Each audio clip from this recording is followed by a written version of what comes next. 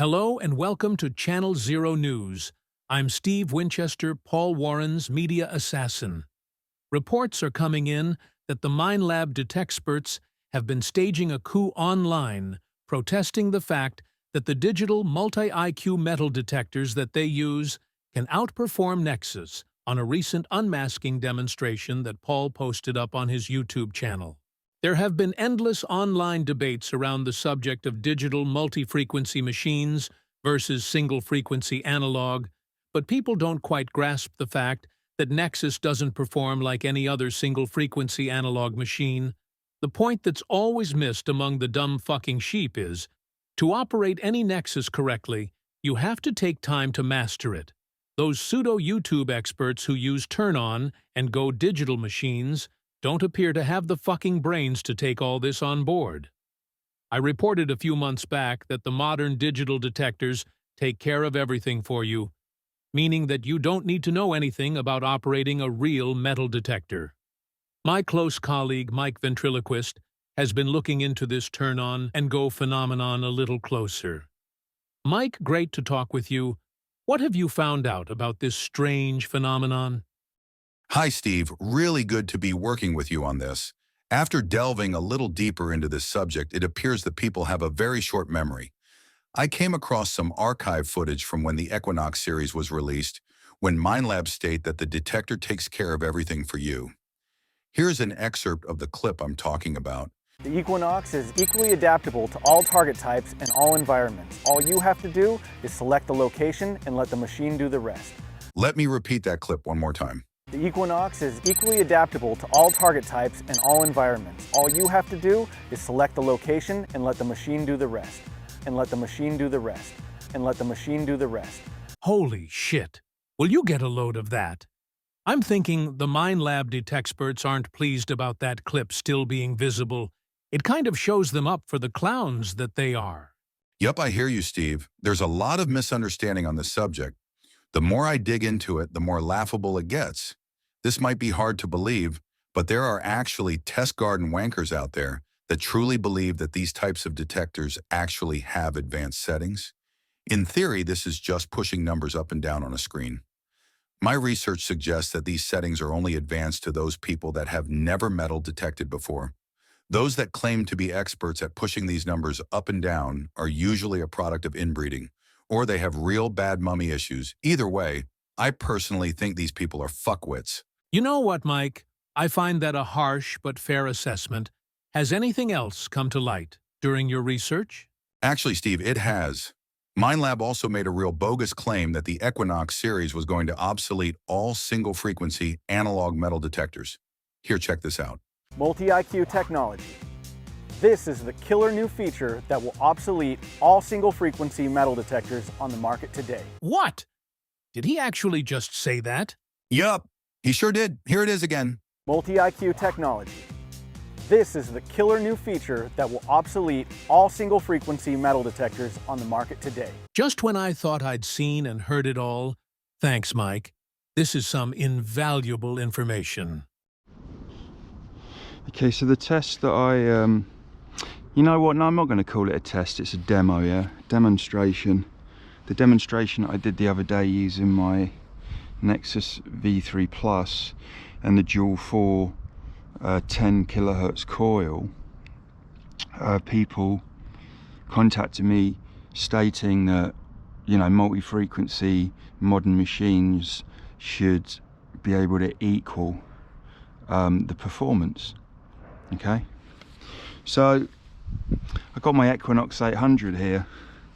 Now let's remember before I start this that Minelab, part of their marketing and sales bullshit, they said that the Equinox series will obsolete every single frequency metal detector, yeah, be it analog or digital.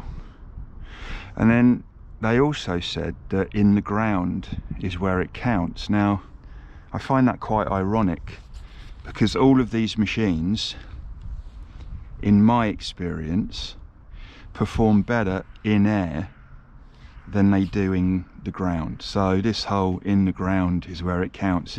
Again, it's just a kind of, it's a catchy little marketing term.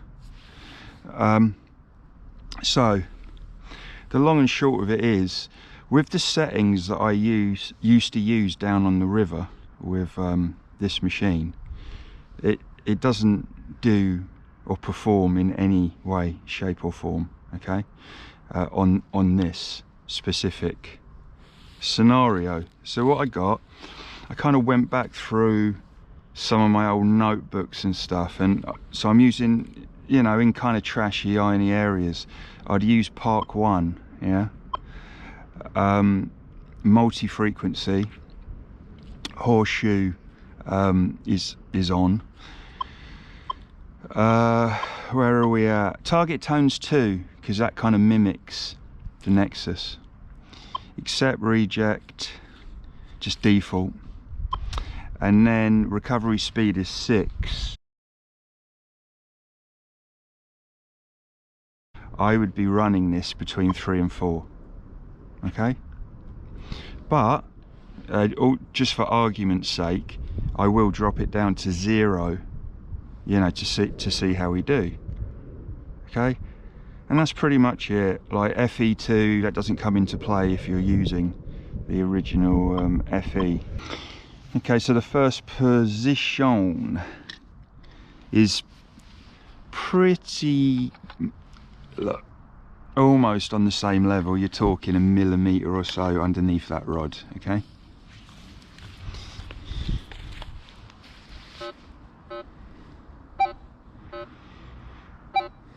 So we're getting a blip.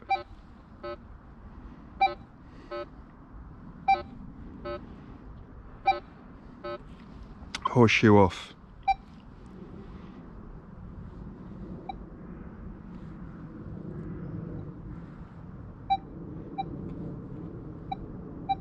Interesting. Horseshoe on. Horseshoe off.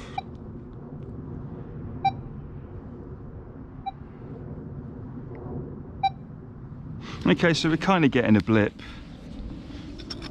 I'm just going to do exactly what I did the other day. The Nexus started to fall away, I think, at around about 7.5 centimetres.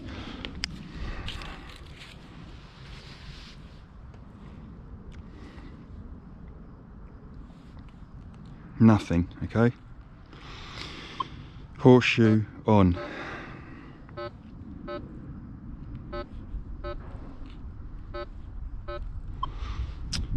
Maybe I need to bump my sensitivity up. It's on 20, yeah? Let's do it, just put it all a bit chattery at 25, do it at 23. That's with the horseshoe off. Okay, so to cut a long story short, it's fallen away 3 positions down, okay? So exactly what I did last time.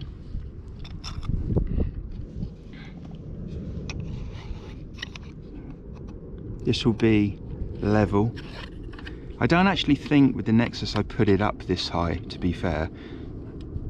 I started one down, but that's almost above the iron, so that should hit it. Yeah. But when you actually look at that, that's higher than the iron. Okay. So now we're gonna do it so.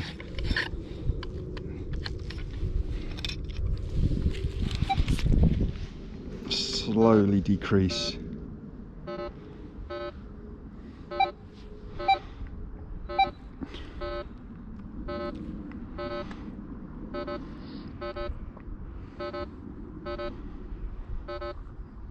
Okay, that ain't happening.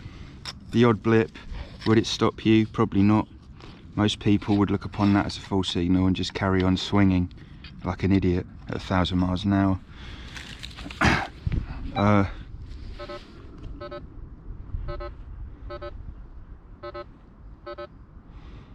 Okay, so it's not seeing it.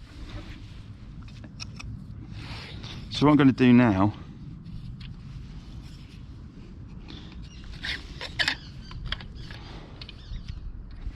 I am going to, just for argument's sake, I'm going to take the FE down to 0, okay? Unhuntable setting in iron and on the river for me. You know, some people might claim that, yeah, I hunt in severely heavy iron with 0 FE, which is basically discrimination. Oh, actually, let's do a noise cancel as I...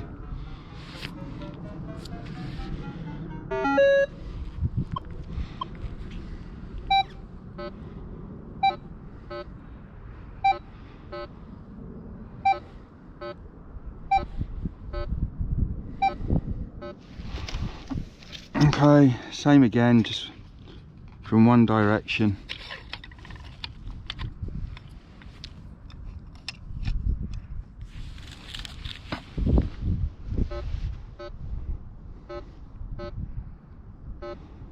Doesn't see it.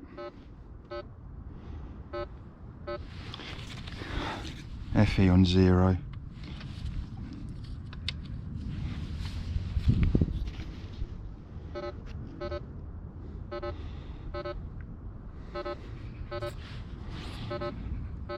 Okay, there's no point in doing anything else.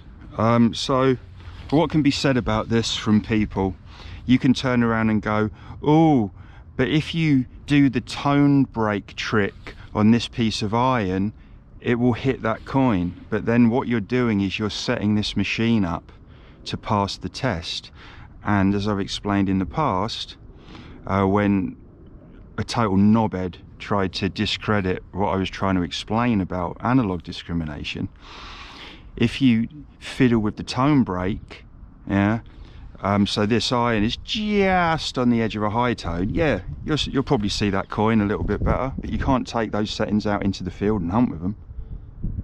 So, you know, the long and short of it is, the Equinox was supposed to obsolete every single frequency metal detector, and it doesn't, okay?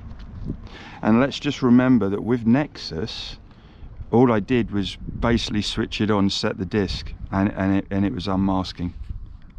You know, no tricks, no nothing. That's it. To do is select the location and let the machine do the rest. To do is select the location and let the machine do the rest. To do is select the location and let the machine do the rest. Multi-IQ technology. This is the killer new feature that will obsolete all single frequency metal detectors on the market today.